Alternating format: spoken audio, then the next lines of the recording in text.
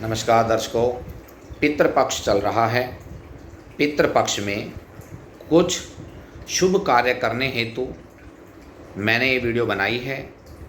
दर्शकों, पितृपक्ष में जैसा कि मैंने पिछली वीडियो में आपको बताया था कि क्या क्या कार्य आपको करने हैं जिससे कि हमारे पितृदेव प्रसन्न हो और हमें इच्छित वर देने का वरदान दे। क्योंकि पितृ देवताओं के आशीर्वाद से हमारे वंश की बेल बढ़ती है, पुत्र इत्यादि की प्राप्ति होती है। दर्शकों, आज की वीडियो में मैं आपको कुछ ऐसे ही उपाय बताने जा रहा हूं जो पितृपक्ष में हमको करने चाहिए। दर्शकों, मैं पंडित एस शास्त्री नवग्रह आस्ट्रो में आप लोगों का हार्दिक स्वागत करता हूं। दर्शकों, जैसा कि मैंने आपको बताया कि यदि आपने मेरी वीडियो सब्सक्राइब नहीं की है तो शीघ्र अतिशीघ्र उसको सब्सक्राइब करें, लाइक करें, शेयर करना ना भूलें ताकि ज़्यादा से ज़्यादा लोगों को मेरी वीडियो का लाभ प्राप्त हो सके। आइएगा दर्शकों, नवग्रह आस्ट्रो में मैं आज आपको बताने जा रहा हूं कि पितृपक्ष में जो श्राद्ध करते हैं उसमें क्या क्या कार्य हमको करने चाहिए जिससे कि हमारे पितरों को और पितृ प्रसन्न हो। दर्शकों, प्रातःकाल जल्दी उठना चाहिए, स्नान करना चाहिए। स्नान करने के बाद काले तिल जो है उनको आप एक लोटे में डाल लीजिए। थोड़ा सा आप चंदन भी डाल सकते हैं और आप पितरों का नाम लेकर आप उनको सूर्य देव को समर्पित करें। सर्वप्रथम कार्य आपका है प्रातःकाल जल्दी उठना है और सूर्य को जल समर्पित करना है, सूर्य को अर्घ देना है। इससे पितृदेव प्रसन्न होते हैं। पितृपक्ष में दर्शकों, इसके पश्चात आप पितरों का तर्पण करें। पितरों का तर्पण करने की विधि पिछली वीडियो में आप बता चुका हूँ कि किस प्रकार आप गंगा जल लेंगे, दूध लेंगे, एक परात लेंगे, उसमें जल भरकर आप किस प्रकार तर्पण करेंगे पितरों का नाम लेकर। पिछली वीडियो में आपको बताया था।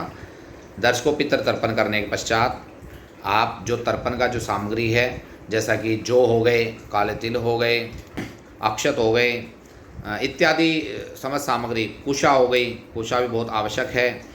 इस प्रकार आप पितृ तर्पण कर सकते हैं। दर्शकों, इसके पश्चात आप जब तर्पण करते हैं तो आपका जो मुंह है वो पूर्व दिशा की ओर भी कर सकते हैं। इसके पश्चात आप तर्पण करें, फिर आप पितरों को भोजन समर्पित करें। जैसा कि मैंने पिछली वीडियो में आपको बताया था कि 4 जगह भोजन निकालना है आपको। प्रथम जगह गऊ का, द्वितीय जगह काक का, तीसरी जगह श्वान का, कुत्ते का, चौथी जगह विश्वदेवाओं का। इस प्रकार 4 जगह भोजन निकालना होता है। जो भी पितरों को प्रिय वस्तु है आपको वह भोजन पितरों को समर्पित करना है, अग्नि के भोग लगाना है। इस प्रकार पूर्वजों की मोक्ष प्राप्ति के लिए आपको दर्शकों मंत्र भी है पितरों के, आप उनका ध्यान करके ओम पितृदेवाय नमः आप छोटा सा मंत्र है बोल सकते हैं। इस मंत्र से आप पितरों को प्रसन्न करें। दर्शकों, ब्राह्मणों को सात्विक भोजन कराएं, शुद्ध भोजन कराएं। ब्राह्मणों को शुद्ध भोजन कराना चाहिए, शुद्धता से पितर प्रसन्न होते हैं। दर्शकों, ब्राह्मणों को भोजन कराते समय जो बर्तन होते हैं वह साफ़ सुथरे होने चाहिए। दोनों हाथ उपयोग में लेने हैं, एक हाथ से कार्य नहीं करना है। पितर जब ब्राह्मण भोजन करने आते हैं तो आपको दोनों हाथों का उपयोग करना है। दर्शकों, इसके पश्चात भोजन के दौरान मौन रहना है, आपको ज़्यादा बात नहीं करनी है, ब्राह्मण को आराम से भोजन करने दें। आप पितृ शांति के लिए रोजाना गीता का पाठ भी कर सकते हैं। दर्शकों, गीता का पाठ करने से मोक्ष प्राप्ति होती है। पितृ यदि प्रेत योनि में भी हैं तो प्रेत योनि को छोड़कर पितृ योनि में प्रवेश कर जाते हैं, तो इसलिए आप गीता का पाठ भी कर सकते हैं। इसके पश्चात आप पितृ शांति के लिए तुलसी इत्यादि विशेष महत्व रखती हैं, आप तुलसी का भी उपयोग कर सकते हैं। आप चींटियों को दाना डाल सकते हैं, मीठा जो है, कबूतरों को दाना डाल सकते हैं पितृ शांति के लिए। दर्शकों, दान मान से आप ब्राह्मणों को प्रसन्न कर सकते हैं, क्योंकि आप जो भी श्रद्धापूर्वक दान मान करेंगे वह सारा दान आपके पितरों को मिलने वाला है। दर्शकों, आप चाहे वस्त्र का दान करेंगे, चाहे अन्न का दान करेंगे, चाहे आप द्रव्य का दान करेंगे, दक्षिणा इत्यादि का दान करते हैं, यह सभी जो है लाभान्वित आपको प्राप्त होगा।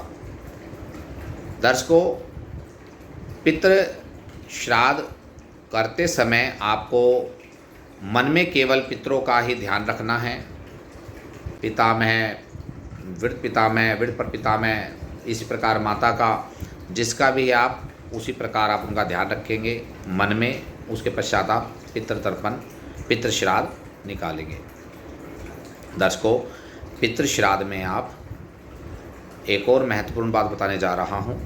दर्शकों, पितृ श्राद्ध में आप कभी भी किसी को अपशब्द ना बोले।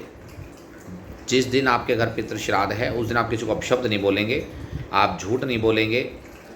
खासकर जैसे कि मैंने पिछली वीडियो में बताया था कि आप स्त्री से प्रसंग भी नहीं करेंगे, मैथुन इत्यादि कार्य आप नहीं करेंगे, उससे घातक पितृदोष बनता है।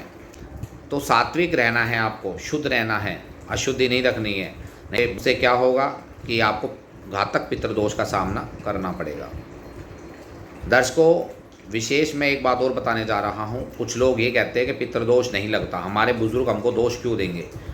उन लोगों को मैं एक बात बताने जा रहा हूँ कि यदि आपके घर में कोई भी बुजुर्ग आएगा, कोई भी अतिथि आएगा, यदि आप उसका सम्मान नहीं करेंगे, आप उसको भोजन इत्यादि नहीं कराएंगे, जल के लिए भी अगर नहीं पूछेंगे, तो कहीं ना कहीं आपको वो मुख से तो नहीं बोल पाएगा लेकिन मन से तो अपशब्द बोलेगा।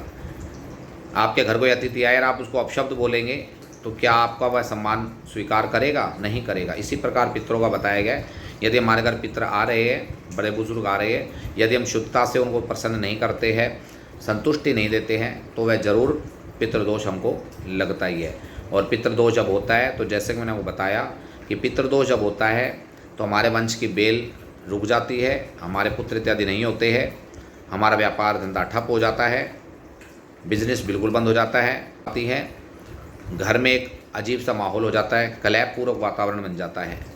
तो दर्शकों, यदि हमें इन सबसे निजात पानी है तो अपने पितृ पक्ष में पितृ श्राद्ध जरूर करें, पितृ तर्पण जरूर करें। कबूतरों को आप दाना डाल सकते हैं, चींटियों को आप आटा इत्यादि डाल सकते हैं, ब्राह्मण आते हैं उनका दान सम्मान कर सकते हैं, दान इत्यादि देकर उनका सम्मान कर सकते हैं। तो आप ये सभी कार्य करें। ऐसा करने से आपको पितृदोष भी नहीं लगेगा और आपके पितृ प्रसन्न होंगे और पितृ प्रसन्न होकर आपको मन चाहा इच्छित वरदान देकर दोबारा पितृलोक चले जाएंगे। दर्शकों, आज की वीडियो में आपको इतना ही बताऊंगा। इसी के साथ मैं पंडित ऐशी शास्त्री इजाज़त लेता हूं। धन्यवाद दर्शकों।